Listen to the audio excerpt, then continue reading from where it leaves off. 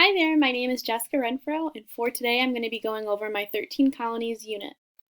On the home page here, you'll see that I'll have just a unit overview. On the unit overview, I'm just briefly kind of talking about the different types of information we're going to learn about in the 13 colonies.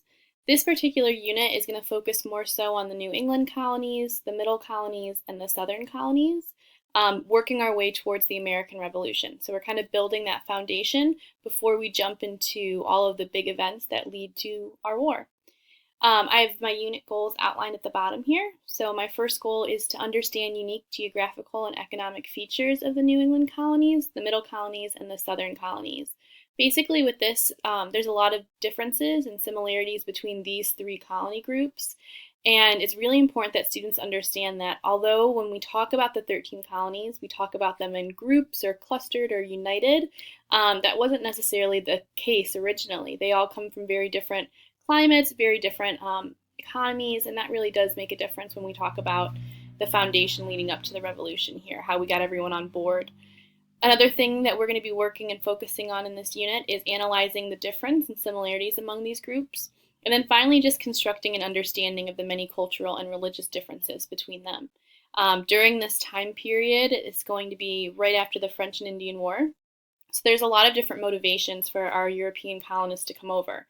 Some of them were coming over for religious differences and freedoms. Others were coming over to kind of get rich fast. So that's kind of the two contrasting point of views we're going to talk about in this unit as well. At the very top, you'll see here that I have a little bit of a guide. If we move on to the next tab, that's going to be our standards tab. And when we go here, the standards that I really focused on were our social studies standards. For this one, really we're focusing on the idea of liberty and justice and kind of getting these colonies on the same page, working towards and fighting for their independence. The second kind of standard that we'll be discussing in fourth grade as well through this unit is the idea that various groups of people have really lived in the United States and lived in Ohio over time. The idea of these migrating settlers and these immigrants coming over, it's going to result in cooperation and conflict. And really, we're going to see that with the Revolutionary War. We see that with the French and Indian War. And that's kind of just playing off of that as well. Down below, I also have our ISTE and our NETS technology standards. So all of our digital and technological standards can be found below as well that are going to be utilized throughout this theme that we're going through with the colonies and with this unit. Our next tab is going to be over the assessments. So if you click on my assessments tab, you'll see here that I have them embedded. They kind of take a minute to pop up, but they're all there. And if you have any issues, please feel free to kind of press this little pop-out guy, and they should be able to load for you that way. So I have a couple different things that I do with this unit and with this particular lesson. I do a lot of exit tickets, and that really helps me as kind of a formal way of catching a grade, but it's also a nice way to kind of see and pace out my next lesson to see if I need to go back and reteach anything.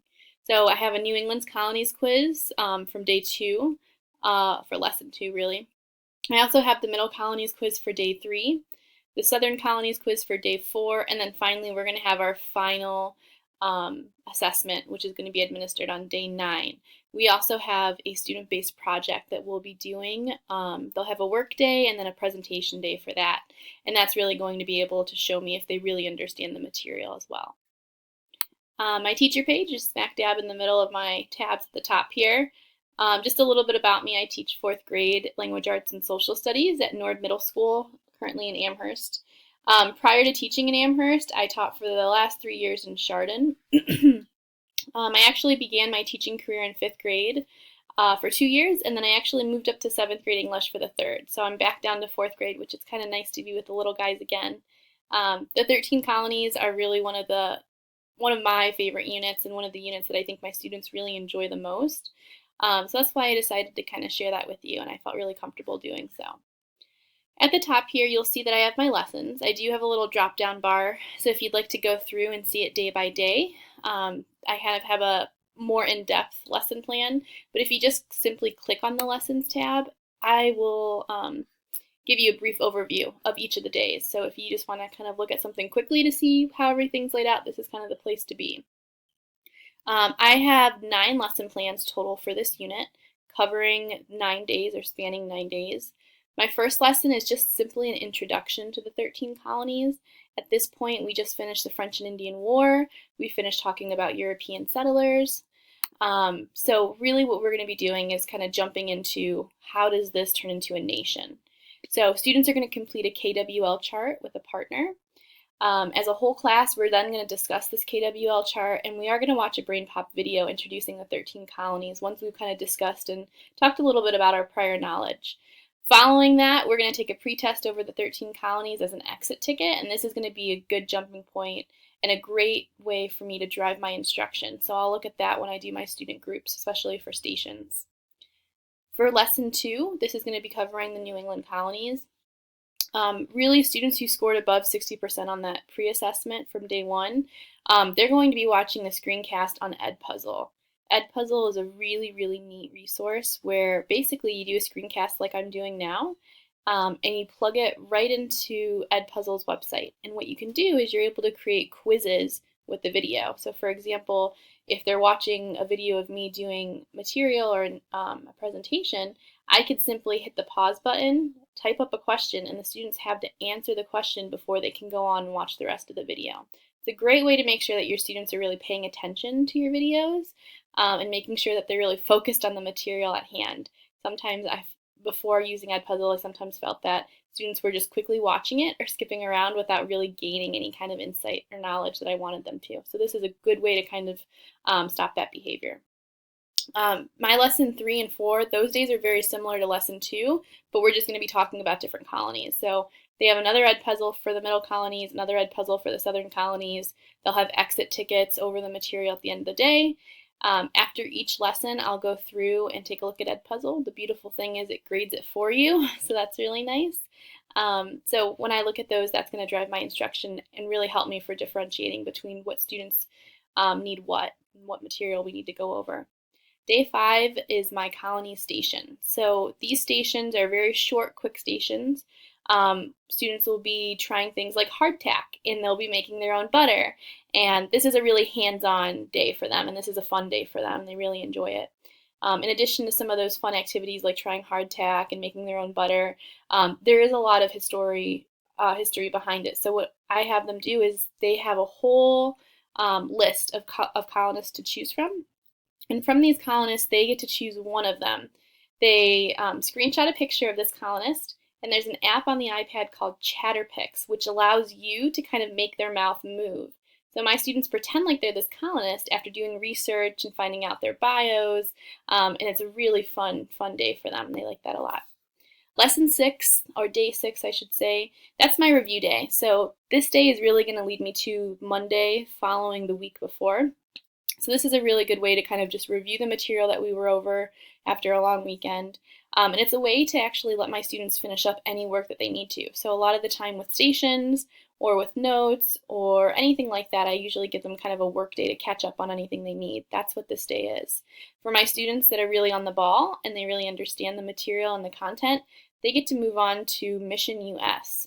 Now this is kind of similar to a video game, I guess I'd say. However, it's very different because it's set in the colonial era, and they're going to be their own avatar, and they have all these different tasks.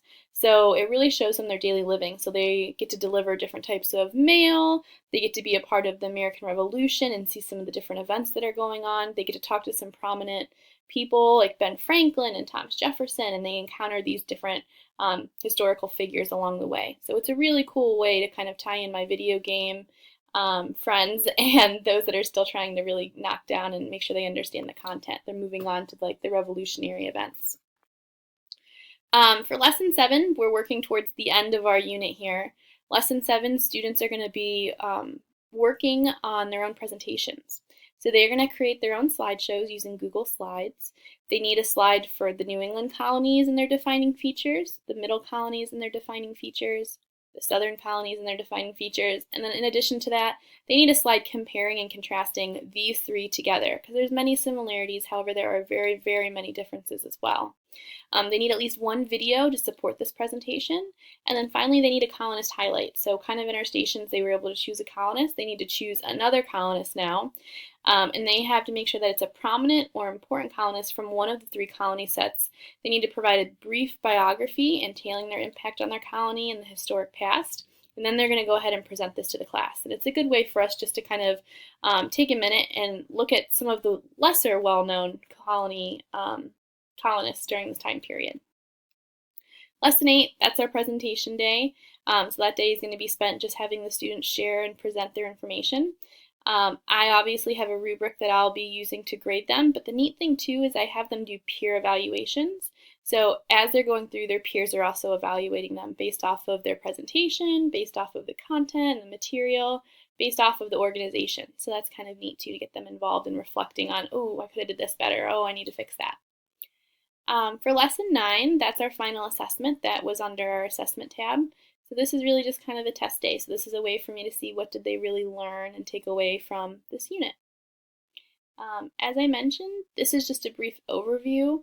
If you click on each of the individual days, you'll be able to see an actual lesson plan, procedure, standards. You can see here I have my social studies, my technology standards. The measurable goal is also found here along with materials, the step-by-step procedures, first do this, then do this, and then of course how I differentiate throughout the lesson and my assessment piece as well. All resources can be found at the bottom. So anything I use, whether it's a worksheet, a link, I wasn't able to embed BrainPop, however, because you need a login for that since it is a subscription. So I did just go ahead and throw the URL down below. If you do have a subscription, you can check it out. And then finally our exit ticket at the bottom. Okay. All of these are set up very similar. So you'll be able to see the Ed puzzle that I kind of referenced before. And you'll be able to see the notes that I have. I have students complete notes with the Ed puzzles as they're going through. And then obviously our exit ticket with the key as well. So after you take a look at all the lessons, I have my technological resources here to kind of navigate through. Not only did I list them, but I decided to do just kind of a quick how I used it in this unit. So for Google Sites, obviously I use this as my platform for you all to check it out and for my students to check it out as well. And then I have them listed just with a brief kind of description of how I use them and what they are. Peer review is our survey here. And then finally, our implementation and reflection piece at the very end. So that's really the gist of my unit. If you have any questions, please don't hesitate to reach out or let me know if there's something you'd like me to correct or something that's confusing or something you can't access. All right, guys, good luck. Thanks.